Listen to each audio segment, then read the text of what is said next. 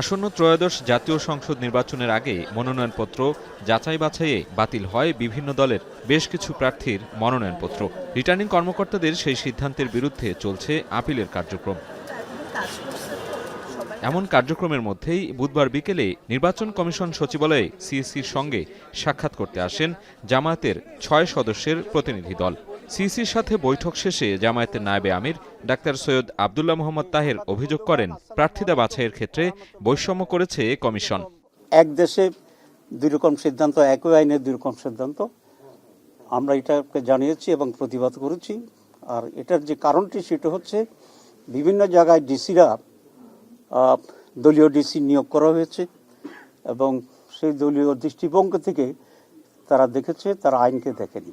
এ সময় সাজানো নির্বাচন হলে দেশ অস্তিত্ব সংকটে পড়বে বলে শঙ্কার কথাও জানান তিনি।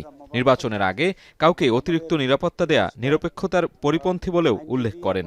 কোনো কোনো ব্যক্তিকে অনেক প্রোটেকশন দেওয়া হচ্ছে, আবার একই ধরনের অন্য নেতাদেরকে সেরকম প্রোটেকশন দেওয়া হচ্ছে না। নির্বাচনের সময় এটা একটা ইস্যু, কারণ মানুষ দেখবে যে একজনকে অনেক প্রটোকল দেওয়া হচ্ছে, তার প্রতি মানুষের একটা ইমপ্রেশন হইতে পারে যে he may become something in future, যেটা লেভেল প্লেইং ফিল্ডকে সাংঘাতিকভাবে ক্ষতিগ্রস্ত করছে।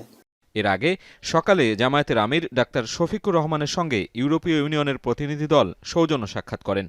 ৩ সদস্যের প্রতিনিধি দলের সাথে সাক্ষাৎ শেষে দলের নায়েবে আমির বলেন, প্রশাসন একটি দলের প্রতি ঝুঁকে পড়েছে। নির্বাচন সুষ্ঠু হবে কিনা তা নিয়ে আশঙ্কা রয়েছে। নির্বাচনটি অবাধ এবং সুষ্ঠু না হয়, নিরপেক্ষ না হয়, তাহলে ক্রাইসিস কিন্তু শেষ হবে না। ক্রাইসিস আবার নতুন করে তৈরি হবে এবং এটা আরও গভীরতর হবে। প্রশাসন যেভাবে একটা দলের আনুগত্য দেখাচ্ছে, এতেই আশঙ্কা তৈরি হয়েছে যে আগামী নির্বাচনটি কি আবার পাতানো নির্বাচন হবে কিনা। এদিকে এনসিপিকে 10টি আসন দেওয়ার খবর অসত্য জানিয়ে ডাক্তার তাহের বলেন, 11 দলীয় জোটের নির্বাচনী আসন সমঝোতার চূড়ান্ত ঘোষণা শিগগিরই দেয়া হবে। এবারের নির্বাচনে ইউরোপীয় ইউনিয়নের পক্ষ থেকে সর্বোচ্চ সংখ্যক পর্যবেক্ষক পাঠানোর কথাও জানান জামায়াত নেতা তাহের।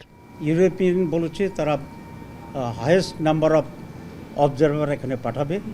সাজিদ আরাফাত, এখন, ঢাকা। এই নির্বাচনেই তারা